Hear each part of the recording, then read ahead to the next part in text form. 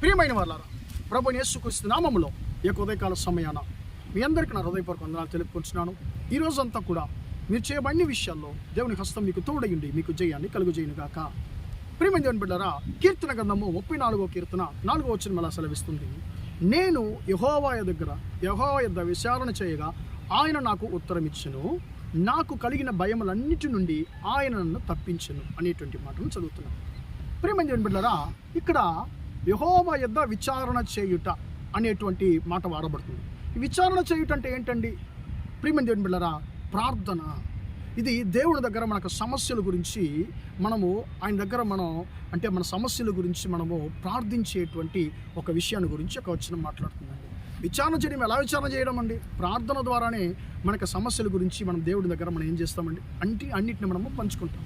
అప్పుడు ప్రార్థించే వారికి ఆయన ఏం చేస్తారంటే ప్రియులారా, ఆయన ఉత్తరం ఇచ్చేటువంటి దేవుడు, ఆయన సమాధానం ఇచ్చేటువంటి దేవుడు. రెండవదిగా, ఆయన ప్రార్థించే వారి యొక్క భయములన్నిటి నుండి, వారికి కలిగి ఉన్న భయములన్నిటి నుండి వారిని తప్పించే దేవుడుగా ఉన్నాడు. ప్రియమైన దేవుని బిడ్డలారా, ఈ రోజుల్లో మనం మనుషులు కాబట్టి ఖచ్చితంగా మనకు ఏదైనా కొన్ని విషయాల్లో భయాలు ఉంటాయండి. భయం లేని మనుషులు యొక్క లోకంలోనే లేరు. అసలు చాలామంది వారికి కలిగినటువంటి బలహీనతను గురించి వారు భయంతో ఉంటారండి. ప్రియమైన దేవుని బిడ్డలారా, బలహీనతను వల్ల కలిగినటువంటి భయం నుండి ఎవరు మనల్ని విడిపించగలరు? మనుషులు విడిపించలేరు. అంటే మనుషులు ఖచ్చితంగా ఒక కార్యాన్ని మాత్రం చేయగలరు, భయపడకండి, ధైర్యంగా ఉండండి అంటారు, అంతే అండి. కానీ మన భయాన్ని వారు మార్చగలరా? చేయలేరు. అప్పుడు మనం భయం మార్చబడాలంటే మన సమస్యలు మార్చబడాలి. మన యొక్క సమస్య మారితే మాత్రమే మన భయం మారుతుంది. అప్పుడు ప్రియుల సమస్యను మార్చగలిగిన వాడు ఎవడంటే మన దేవుడే ఒక్కడే, మన యేసయ్య ఒక్కడే. ప్రియమైన దేవుని బిడ్డ, వచనం సెలవిస్తుంది, నువ్వు దేవుని దగ్గర ప్రార్థించినప్పుడు ఆయన నీకు ఉత్తరం ఇచ్చేటువంటి దేవుడు. అది మాత్రం కాకుండా నీకు కలిగి ఉన్న భయములన్నిటి నుంచి ఆయన నిన్ను తప్పించే దేవుడు అని చెప్పి వచనము మనతో వాగ్దానం చేస్తుంది. ప్రియమైన దేవుని బిడ్డలారా, మీరు ఎలాంటి విషయాల గురించి మీరు భయపడుతున్నారు? దేని గురించి మీరు భయంతో ఉన్నారు? ఈ యొక్క ఉదయకాల సమయాన దేవుని యొక్క వాక్యము మీతో మాట్లాడుతుంది. దేవుడి యొక్క వాక్యం ద్వారా నీతో మాట్లాడుతున్నాడు.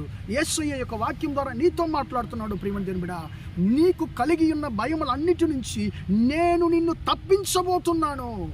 నువ్వు దేని గురించి భయపడనక్కర్లేదు. నీ భయాలేంటో నువ్వు నా యొక్క సన్నిధిలో నువ్వు చెప్పు.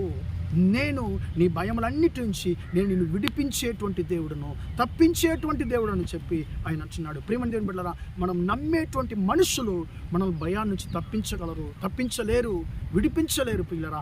కానీ నేను ఆరాధించేటువంటి దేవుడు ఆయన జీవము గల దేవుడు కాబట్టి ఆయన మన భయములన్నిటి నుంచి ఆయన తప్పించేటువంటి దేవుడు. మీ సమస్యలు ఖచ్చితంగా ఆయన మార్చేటువంటి దేవుడు, మీకు సంతోషాన్ని ఇచ్చేటువంటి దేవుడు.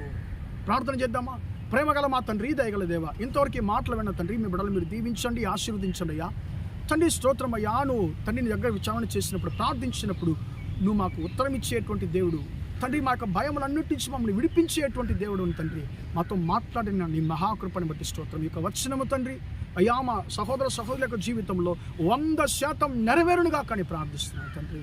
అయ్యా, వారి భయములన్నిటి నుంచి తండ్రి వారు యేసయ్య నామంలో విడిపించబడుదురుగాక తండ్రి. ఈ రోజంతా కూడా తండ్రి మీ బిడ్డలు చేసే అన్ని విషయాల్లో మీ హస్తం తోడిండి వారిని ఆశీర్వదించమని యేసయ్య నామంలో ప్రార్థిస్తున్నాను తండ్రి.